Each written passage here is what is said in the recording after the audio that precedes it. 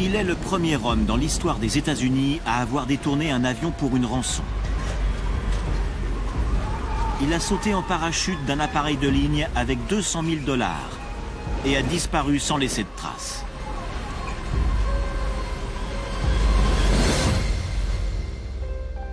Le mystère contrarie le FBI depuis près de 40 ans. Pour certains de ses agents, il s'agit d'un criminel endurci. Mais pour le public, Cooper est une légende. D.B. Cooper! Qui était D.B. Cooper?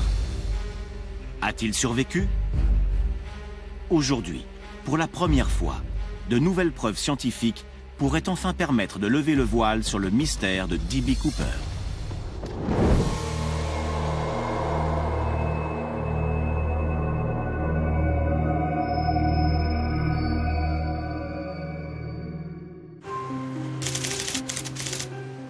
C'est le soir de Thanksgiving. Et les gens voyagent à travers les États-Unis pour se retrouver en famille. Bonjour monsieur, comment allez-vous? À Portland, dans l'Oregon, un homme du nom de Dan Cooper paye 20 $ pour sa place à bord du vol 305, de 14h45 à destination de Seattle.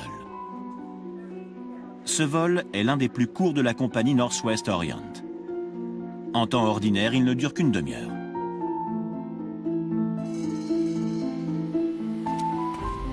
Sur les vols intérieurs, il n'y a pas de contrôle de sécurité ou d'identité.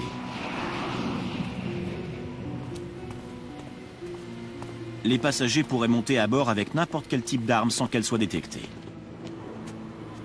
C'est ce que Dan Cooper a fait en 1971. Cet homme d'une quarantaine d'années, à la silhouette élancée, est habillé comme un homme d'affaires et porte des lunettes munies de verres miroirs.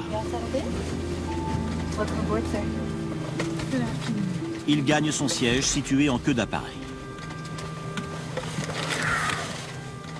L'hôtesse, Florence Schaffner, prend sa commande. Un bourbon soda avec de la glace. D'accord.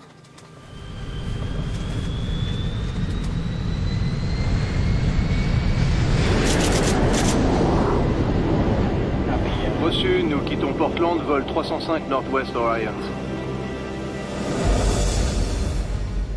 Après le décollage, l'homme tend une enveloppe à l'hôtesse. C'est pour vous. Elle croit d'abord qu'il cherche à la séduire.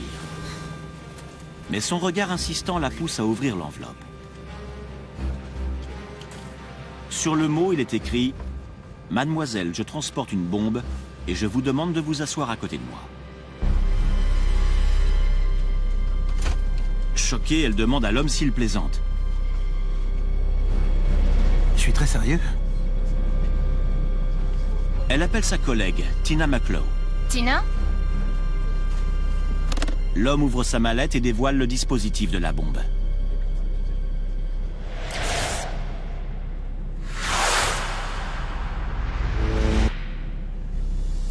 Il tient les bouts de 2 fils électriques dénudés et menace de faire sauter l'avion si ses exigences ne sont pas satisfaites. Il y a un homme assis à l'arrière. Il a une bombe. La nouvelle du détournement est transmise à la tour de contrôle. La compagnie et le FBI sont alertés. Procédure d'urgence. Le FBI avertit ses agents de la situation et leur demande de se rendre immédiatement à l'aéroport de Portland.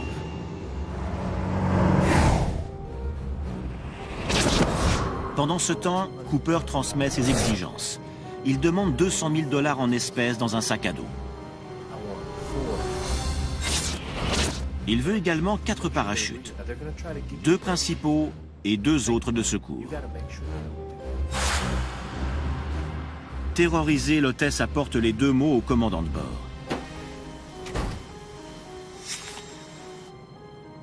Par la suite, Cooper demandera à récupérer les mots.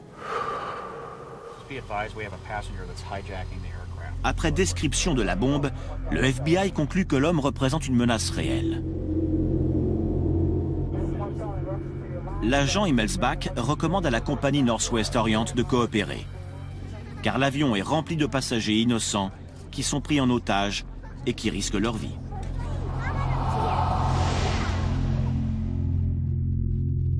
Charlie, 7 November, go. 7-8 Echo, able turn right. la compagnie s'empresse d'accepter les conditions. Les agents du FBI contactent la Seafirst Bank de Seattle. Celle-ci fournit des billets dont les numéros de série ont été relevés. Cooper refuse de laisser l'avion atterrir avant que ses exigences ne soient satisfaites. Tandis que le vol 305 tourne autour de l'aéroport de Seattle, le reste des passagers n'a aucune idée de ce qui est en train de se passer.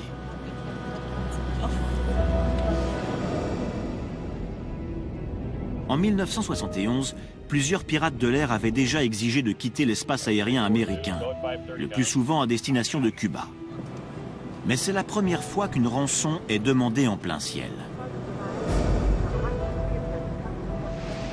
L'homme qui se fait appeler Dan Cooper semble calme, sirotant son bourbon pendant qu'il grille près d'un demi-paquet de cigarettes de marque Raleigh.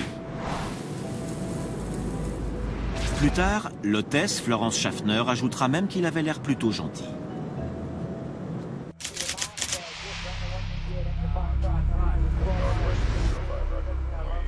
L'argent de la rançon et les parachutes arrivent à l'aéroport.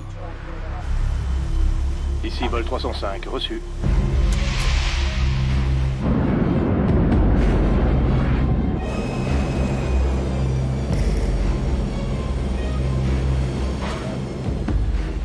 Cooper insiste pour que l'appareil soit dirigé vers un endroit isolé de la piste d'atterrissage.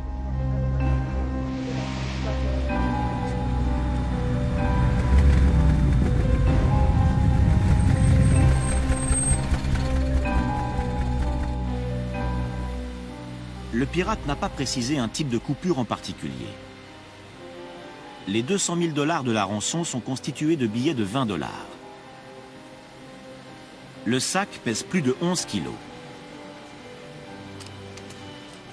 Toujours inconscients de la menace, les passagers sont relâchés ainsi que 2 hôtesses, dont Florence Schaffner. Le reste de l'équipage demeure captif.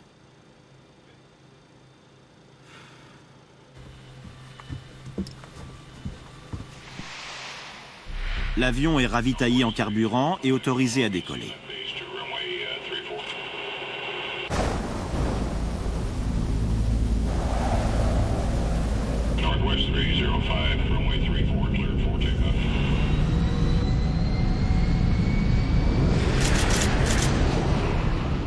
Alors qu'il gagne les airs, ni le FBI, ni la compagnie n'ont la moindre idée de ce qui va se passer par la suite.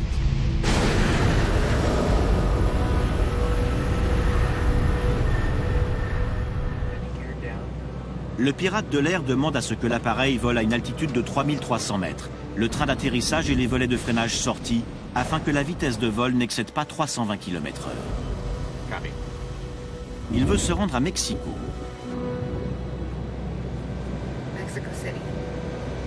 Dina, on ne peut pas atteindre Mexico. Mais il n'y a pas assez de carburant à bord. On ne peut pas atteindre Mexico. C'est trop loin. Le commandant suggère de se diriger vers Phoenix ou Reno. Reno me convient. Allons-y. Le pilotage automatique est programmé pour la voie aérienne Victor 23, qui permet de voler à basse altitude.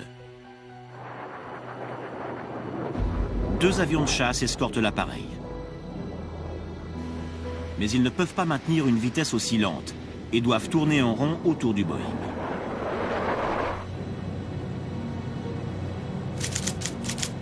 Cooper ordonne à Tina Mucklow de rejoindre l'équipage dans le cockpit.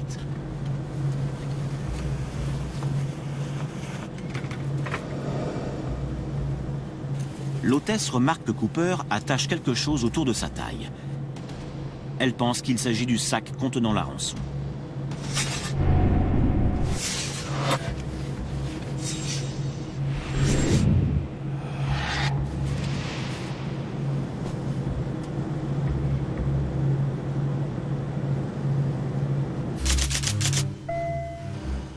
Commandant, la porte de l'escalier arrière a été ouverte. Le voyant indique que la porte arrière est ouverte et que l'escalier est déployé.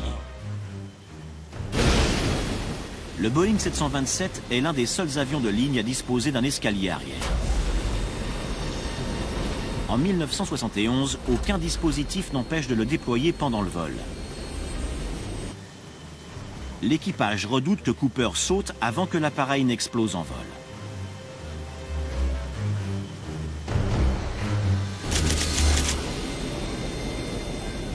Commandant, la cabine se dépressurise.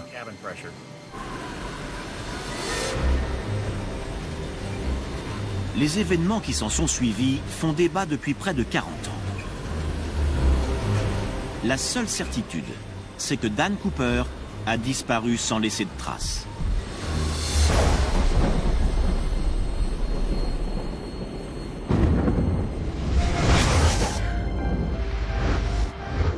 Aujourd'hui, le FBI fait appel aux civils pour mettre la main sur le pirate de l'air. Les agents fédéraux appliquent des techniques modernes aux éléments de l'époque dont ils disposent et vont même jusqu'à recréer les conditions du saut dans l'espoir de découvrir ce qu'il est advenu de D.B. Cooper.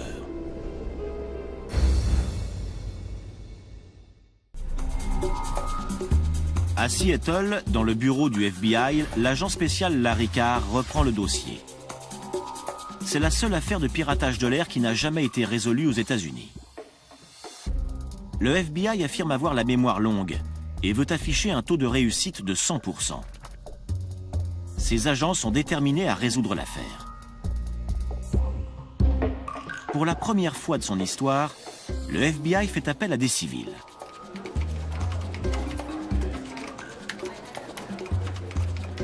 Ces citoyens limiers ont offert leur service gracieusement dans le but de résoudre le mystère de D.B. Cooper.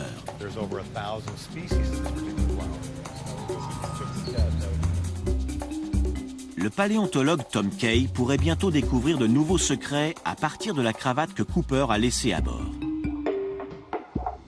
Les fibres microscopiques peuvent indiquer où il vivait.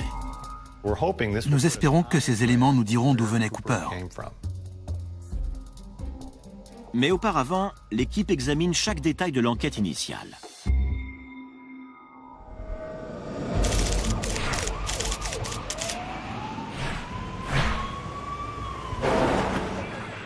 Lorsque l'avion se pose à Reno, des dizaines d'agents sont déjà sur le coup. Personne ne pensait qu'il allait sauter. Le fait qu'il ne soit pas dans l'appareil qui s'est posé à Reno en a surpris plus d'un. Les enquêteurs ne retrouvent qu'une cravate et son épingle, un parachute de secours déployé et les mégots de cigarettes de Cooper. Le verre qu'il a manipulé a été mélangé aux autres et ne sera jamais identifié. Le pirate semble avoir emporté le reste. Les mots qu'il a rédigés pour la rançon, la bombe artisanale et les coupures de banque. Dans la nuit, le FBI établit un portrait robot à partir de la description des témoins. Les experts en aéronautique calculent la zone de saut de Cooper. Parce que l'appareil était en pilotage automatique, sa trajectoire exacte est connue. Mais à quel moment précis le pirate de l'air a-t-il sauté? Les agents se plongent dans le rapport du commandant. Selon toute vraisemblance, Cooper aura sauté vers 20h10, lorsque les systèmes de sécurité ont enregistré le changement de pressurisation de l'appareil. La factorisation des puissants vents d'ouest oblige le FBI à délimiter une vaste zone de recherche de 72 km². En 1971, le matin de Thanksgiving, près de la ville d'Ariel, dans l'État de Washington, débute l'une des plus grandes chasses à l'homme de l'histoire des États-Unis.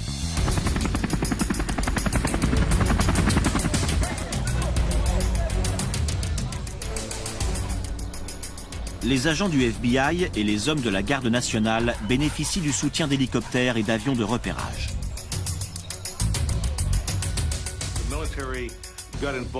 Un certain nombre de militaires ont prêté main forte à la quarantaine d'agents du FBI mobilisés pour les recherches. Les équipes passent les forêts et les environs d'Ariel au peigne fin. Mais sans succès. Mort ou vivant, Dan Cooper semble avoir disparu. Par erreur, un des journaux nomme le pirate de l'air D.B. Cooper. Nous avons rectifié en spécifiant aux journalistes que son nom était Dan Cooper. Mais D.B. Cooper était plus facile à retenir que Dan. Et le nom a fini par lui rester.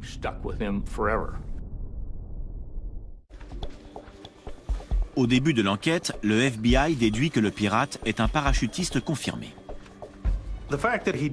Le fait qu'il ait sauté montre qu'il s'agit de quelqu'un qui a des notions d'aviation et de parachutisme supérieures à la moyenne des gens.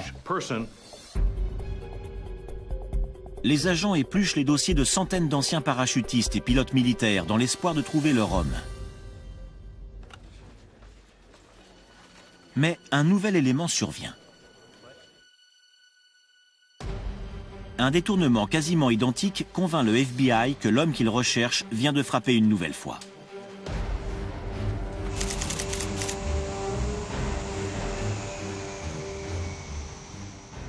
Le 7 avril 1972, un homme enregistré sous le faux nom de James Johnson détourne un Boeing 727 de la compagnie United Airlines. Il exige une rançon d'1 demi-million de dollars, 4 parachutes et saute de l'escalier arrière de l'appareil au-dessus de l'Utah. Le pirate de l'air aurait pu s'en tirer s'il ne s'était pas vanté préalablement auprès d'une connaissance.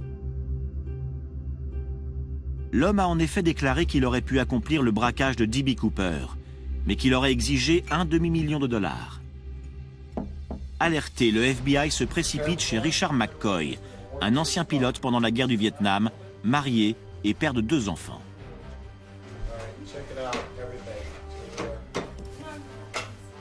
Dans un tiroir de la maison, les agents trouvent une combinaison de parachutistes et un sac marin contenant 1 demi-million de dollars. McCoy est arrêté comme l'auteur présumé des 2 détournements d'avion. Cependant, le FBI ne trouve aucune preuve permettant de relier McCoy au crime de Cooper. On a montré la photo de McCoy aux témoins qui avaient parlé à D.B. Cooper et tous ont affirmé que ce n'était pas lui. McCoy est déclaré coupable du détournement de l'appareil de United Airlines et condamné à 45 ans de prison. Mais le fait qu'il ait survécu à son saut en parachute conforte l'opinion croissante selon laquelle D.B. Cooper a également survécu au sien. Une série de détournements identiques vient appuyer cette théorie. Au cours de l'année qui a suivi, il y a eu 6 à 8 détournements similaires au cours desquels les pirates ont sauté en parachute depuis des appareils qui volaient plus vite et plus haut. Selon moi, il y a donc de grandes chances qu'il ait survécu. La méthode de Dan Cooper a fait des émules en matière de détournement d'avion. Sa capture devient d'autant plus impérative.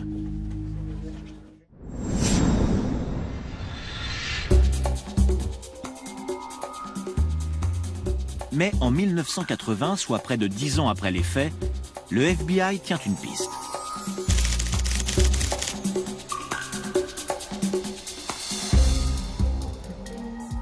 Le 7 février, Brian Ingram et son père, Dwan, ramassent du bois à brûler sur les berges du fleuve Columbia. Soudain, Brian repère quelque chose enfoui dans le sable. J'ai vu quelque chose dépasser et j'ai cherché à dégager la partie qui était enfouie dans le sable. Je ne voyais pas ce que ça pouvait être, mais en le sortant, je me suis dit, qu'est-ce que c'est que ce truc-là? Le jeune garçon déterre 3 liasses de billets moisis entourés d'un élastique encore intact. Le père s'empresse de les remettre au FBI. Certains billets sont impossibles à identifier. Mais au milieu de chaque liasse, la plupart sont lisibles. Les numéros de série sont comparés à ceux qui avaient été versés à Dan Cooper. Et ils correspondent. La somme représente 5 800 $ sur les 200 000 que comptait la rançon. Mais cette découverte désoriente le FBI.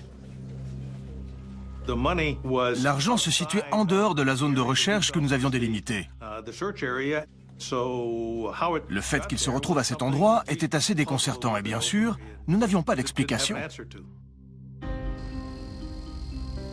L'argent est découvert à plus de 30 km de la zone de saut de Dan Cooper et dans la direction opposée au sens du vent. Autre élément déconcertant, les géologues déterminent que les liasses de billets reposent dans un secteur qui a été dragué en 1974. Elles sont donc arrivées au moins 3 ans après le détournement de 1971.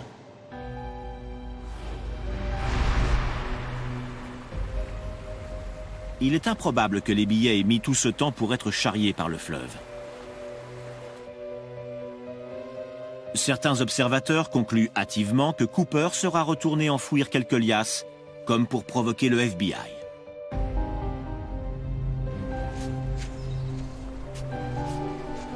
Après avoir passé une vaste zone au peigne fin, le FBI ne retrouve ni argent ni indice. 9 ans après le détournement, l'affaire n'est toujours pas résolue. Mais la légende de D.B. Cooper se perpétue.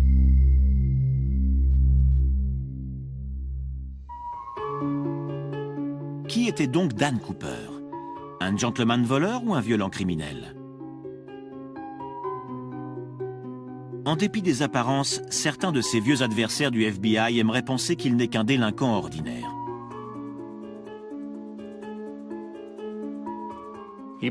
C'était probablement un de ces petits escrocs.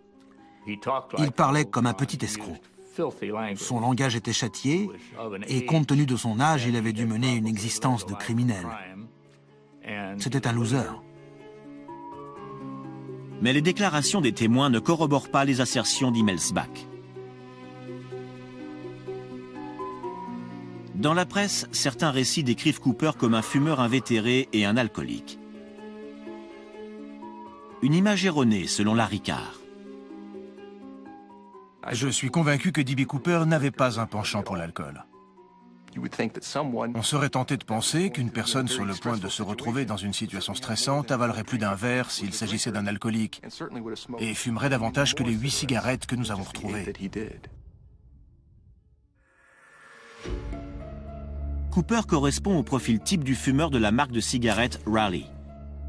Un homme chic et bien éduqué. En outre, Carr découvre que le Bourbon 7-Up était un cocktail prisé auprès d'une catégorie de gens sophistiqués dans les années 1970. Si Cooper était un gentleman voleur, l'argent n'était pas son unique motivation. Au cours du vol, Tina McClough lui a demandé pourquoi il avait choisi la Northwest Orient. Cooper lui a répondu « Je n'ai aucun grief contre votre compagnie. J'ai des griefs, c'est tout. » Ces portraits contradictoires ont entretenu la légende. On ne sait pas s'il s'en sort ou s'il meurt, ce qui ajoute au mystère. C'est comme un roman auquel il manquerait le dernier chapitre. On veut savoir comment ça finit. Au fil des années, le FBI a interrogé plus de 1000 suspects. Mais Cooper lui a toujours échappé.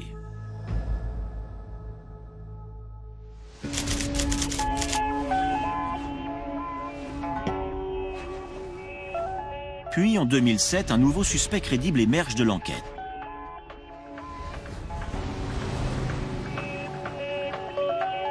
La source provient d'un certain Skip Porteous, un détective privé de New York.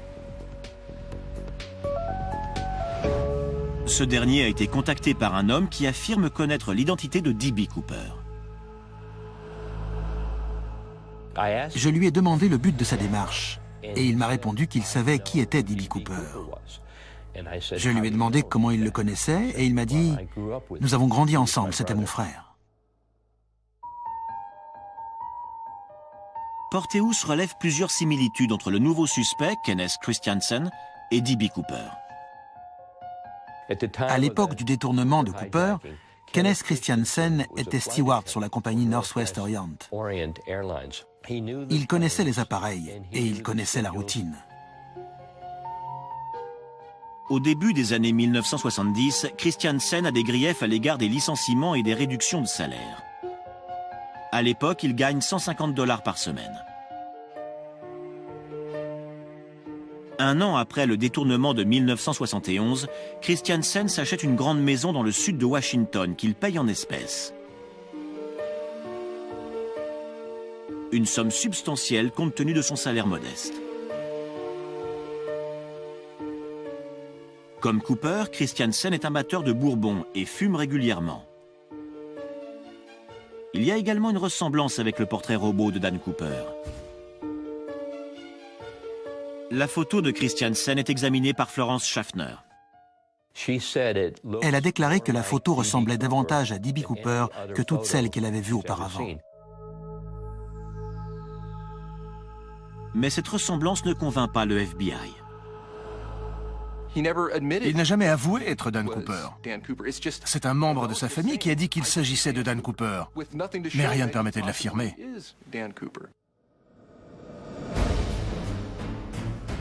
Les histoires comme celle de Christiansen ont entretenu la légende de D.B. Cooper pendant des décennies. À présent, le FBI va reconstituer le sceau dans l'espoir de déterminer si le pirate de l'air a pu survivre.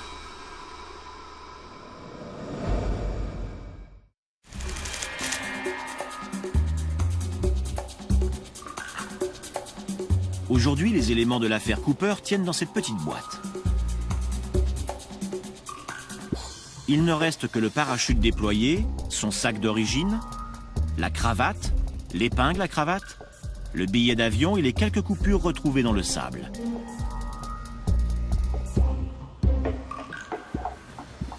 L'affaire va être réexaminée dans l'espoir de découvrir de nouveaux indices grâce aux moyens modernes de la police. L'agent Carr hérite d'une analyse ADN de la cravate noire effectuée en 2000 par les scientifiques du FBI. Il comparera les résultats du test aux échantillons d'ADN de suspects potentiels. Si l'un d'entre eux correspond, il aura trouvé Dan Cooper.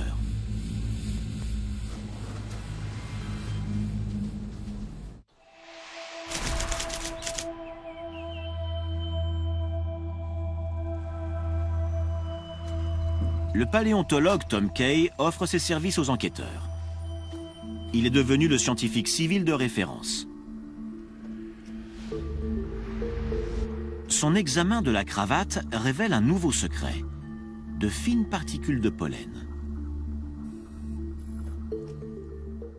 Le pollen nous renseigne sur l'endroit où se trouvait la cravate au printemps et non en novembre, au moment du saut. Si nous parvenons à identifier ces espèces de pollen, car elles sont assez rares, nous pourrions déterminer d'où elles viennent.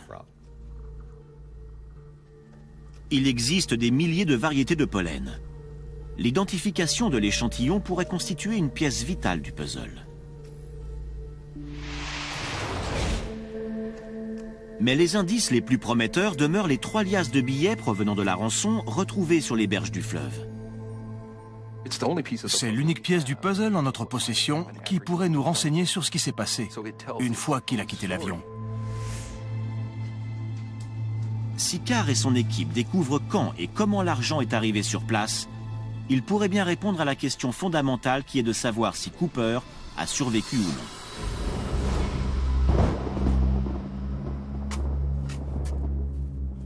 En 1980, le FBI avait conclu que compte tenu de leur emplacement, les liasses avaient dû être enfouies après 1974. À l'époque, plusieurs personnes étaient convaincues que Cooper était retourné sur place pour enterrer l'argent. Mais Tom Kay est persuadé que les billets ont été charriés par le fleuve et n'ont pas été enfouis par des mains d'hommes. En examinant les liasses retrouvées sur la berge, nous avons constaté que l'usure avait arrondi les contours des billets. Si les billets étaient secs avant d'être enterrés, ils se seraient décomposés en gardant leur forme rectangulaire. Il semble indéniable que les liasses ont séjourné dans l'eau avant d'échouer sur le sable. Si Tom a raison, cela implique que Cooper n'a pas pu enfouir les billets. Mais une nouvelle révélation vient bouleverser l'enquête. La société qui a fabriqué les bandes élastiques qui maintiennent les billets est localisée. Elle déclare que si les bandes élastiques étaient exposées à l'air libre ou au contact de l'eau, elles se décomposeraient en l'espace de 3 mois. Afin d'éviter qu'ils ne se désintègrent complètement, il faudrait que les élastiques soient protégés sous le sable. Puisque les élastiques étaient encore intacts, nous pensons désormais que les billets sont arrivés sur la berge quelques mois après le saut de Cooper.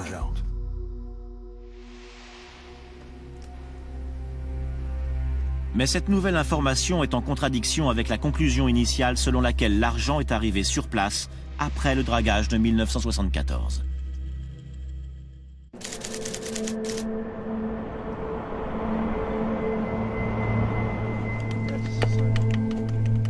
Tom et son équipe se rendent sur les berges du fleuve Columbia, à l'endroit où les liasses ont été découvertes. L'agent Carr les accompagne. Les enquêteurs commencent par observer la manière dont une liasse de billets de banque se comporte dans l'eau du fleuve. Nous avons jeté des liasses de billets à l'eau pour observer ce qui se passait.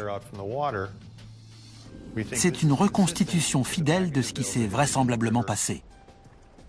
Nous sommes désormais convaincus que l'argent a été charrié par le fleuve et s'est échoué sur la berge avant de se décomposer. Les résultats indiquent que l'argent n'a pas été enterré par Cooper. Mais en dépit des données recueillies, l'équipe ne parvient pas à déterminer à quel moment les billets se sont échoués.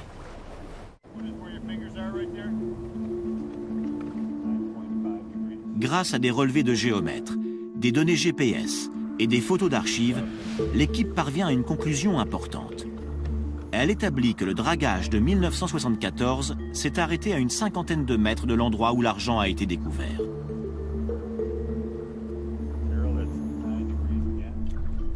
Selon nous, le dragage de la berge n'a pas entravé l'enfouissement des liasses. L'argent a donc été enterré quelques mois après le saut en parachute de Cooper.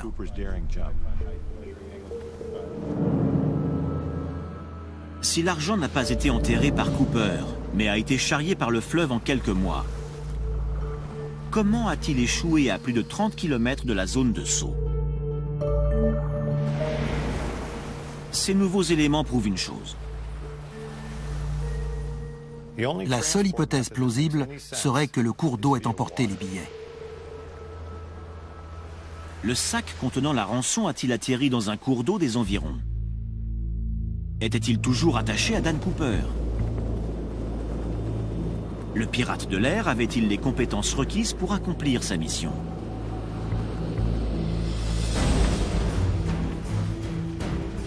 En 1971, le FBI a passé des milliers d'heures à chercher un suspect ayant l'expertise nécessaire en matière d'aéronautique et de parachutisme. En vain. À présent, Larry Carr estime qu'il s'agit sans doute d'une fausse piste. L'analyse du déroulement de la soirée et des choix que Cooper a fait dresse un portrait différent de celui que nous avions à l'époque. Dan Cooper n'avait pas emporté de vêtements particuliers pour effectuer un saut de nuit si audacieux. Et il était lesté d'un poids supplémentaire parce qu'il avait omis de préciser la nature des coupures de la rançon. Il avait 11 kilos attachés à la ceinture. S'il avait réclamé des billets de $100, l'argent n'aurait pesé que 5 kilos. Cela fait une différence énorme et pourtant, il n'a pas exigé de grosses coupures. L'homme qui a plié les 2 parachutes principaux en 1971 est convaincu que Dan Cooper n'était pas un parachutiste expérimenté. Ce soir-là, j'ai fourni 2 parachutes. Un NB8, le modèle que je porte sur moi, et un prototype sportif élaboré par la marque Pioneer. Il a choisi le NB8 et j'ignore pourquoi. C'est un modèle très inconfortable avec une ouverture beaucoup plus violente. La poignée d'ouverture est très plate, elle se fond dans le harnais. Et il est probable qu'il n'ait même pas pu la trouver.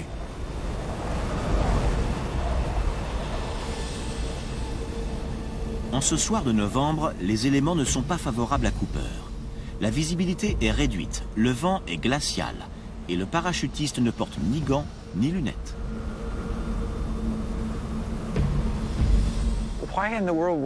Pourquoi un type sauterait-il d'un Boeing 727 de nuit avec un NB8 sur le dos sans savoir où il se trouve?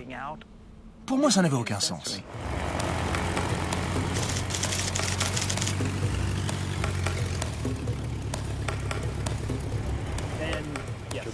Le parachutiste professionnel Troy Hartman accepte d'effectuer un saut de simulation. Il est habillé comme l'était Dan Cooper, conformément aux témoignages recueillis.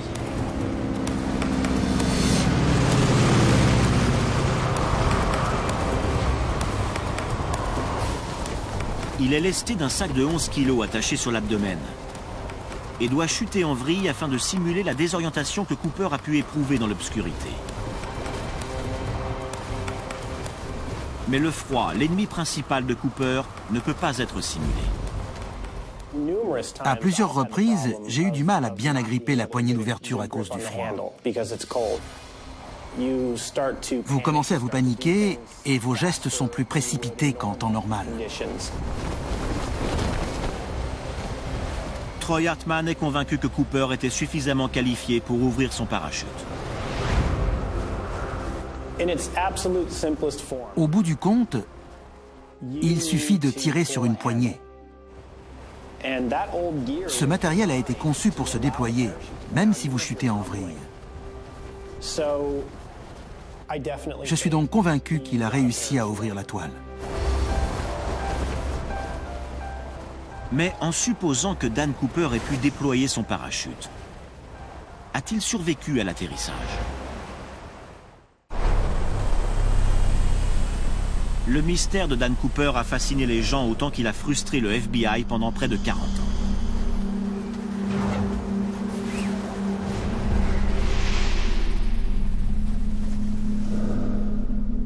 Le paléontologue Tom Kay est convaincu que les 3 liasses provenant de la rançon constituent le meilleur indice pour résoudre l'énigme.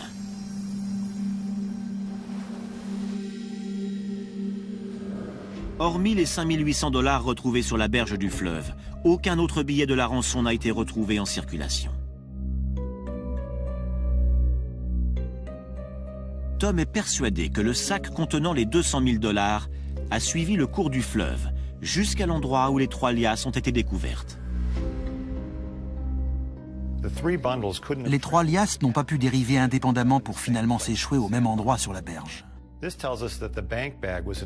Le sac contenant l'argent a pu s'ouvrir à proximité de la berge, ce qui augmenterait les chances de retrouver 3 liasses sur 100 au même endroit. Si le sac contenant la rançon a fini dans le fleuve, alors quel que soit le sort qu'ait connu Cooper, il n'aura jamais dépensé l'argent pour lequel il a risqué sa vie.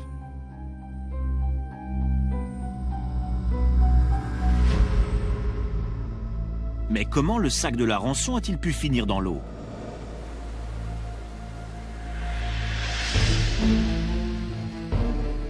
Tom a examiné le plan de vol et a estimé l'heure du saut aux alentours de 20h10.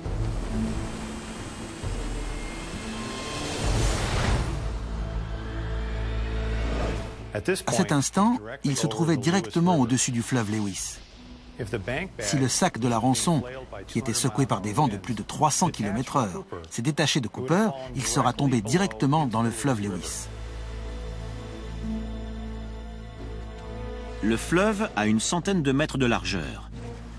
Il est animé par un puissant courant et comporte des rapides. Il est possible que le sac contenant les billets ait suivi le courant.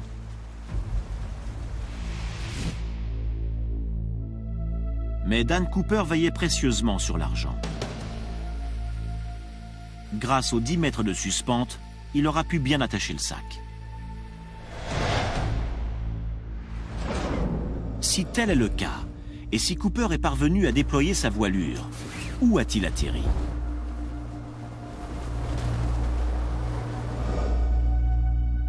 Le modèle qu'il a choisi, le NB8, n'est pas manœuvrable. Il se sera donc posé là où le vent l'aura emmené. Tom Kay estime que quelle que soit l'altitude à laquelle il a déployé son parachute, les vents d'ouest l'ont dirigé droit vers l'eau.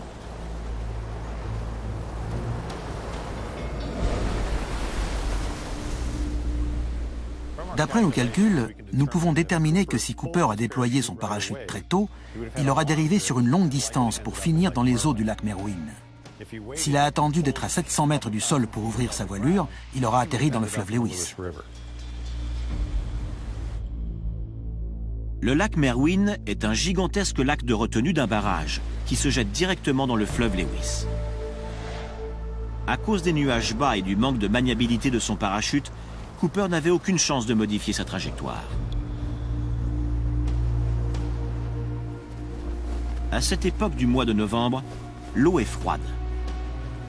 Assez froide pour tuer.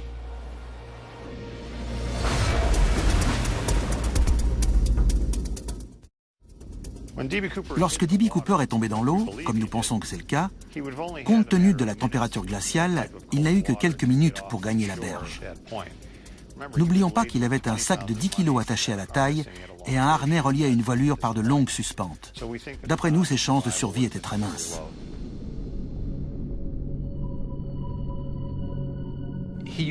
Il a opté pour le matériel le moins adapté. Les conditions étaient déplorables. Et le fait que nous n'ayons rien retrouvé me pousse à croire qu'il est mort cette nuit-là.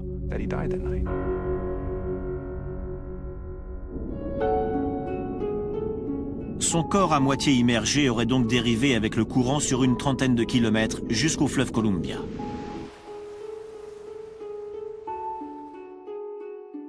Les 3 liasses de billets ont été retrouvées à quelques kilomètres du confluent des fleuves Columbia et Lewis. Mais il y a un hic.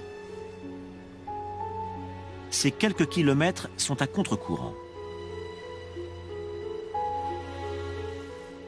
Tom Kay propose une explication rationnelle. À l'époque, le fleuve Columbia était l'une des voies fluviales les plus empruntées d'Amérique du Nord. Nous pensons qu'il est possible que le corps de Cooper et le sac de billets se soient pris dans l'hélice d'un de ces bateaux et aient remonté le courant avec le navire. À un certain stade, le sac aura été déchiqueté et les billets se seront répandus dans l'eau.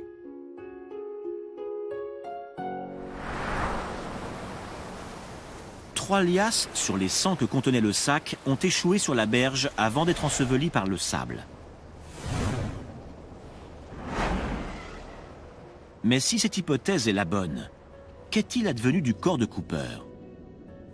Après avoir étudié les courants, nous pouvons déduire qu'au bout de quelques jours, le fleuve Columbia aura englouti le corps pour le déverser dans l'océan. D.B. Cooper pourrait bien être au fond de la mer et son corps ne sera jamais retrouvé. Près de 40 ans après les faits, Tom Kay propose la première théorie plausible quant au sort qu'a pu connaître D.B. Cooper.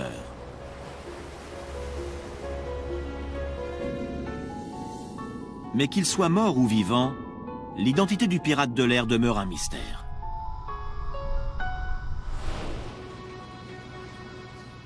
Cependant, Larry Carr pense avoir une nouvelle piste. En Belgique, un des héros de bande dessinée des années 1960 est un pilote téméraire nommé Dan Cooper. Ce vaillant aviateur effectue des missions courageuses et des sauts en parachute. Il est possible que le pirate de l'air ait été fan de la BD et lui ait emprunté son nom pour signer son crime. Peut-être que quelqu'un, dont le parent a disparu en 1971 sans laisser de traces, finira par tomber un jour sur les bandes dessinées de Dan Cooper dans son grenier et fera le lien. Ce serait extraordinaire. Si tout semble indiquer que D.B. Cooper a trouvé la mort, en l'absence de preuves irréfutables, nombreux sont ceux qui restent convaincus qu'il a survécu. Selon moi, il y a de bonnes chances que Dan Cooper ait survécu à son saut et qu'il soit quelque part dans la nature. La légende de D.B. Cooper veut qu'il s'agisse d'un gentleman voleur qui a dérobé 200 000 $ sans la moindre violence, avant de sauter dans l'obscurité pour rejoindre la légende.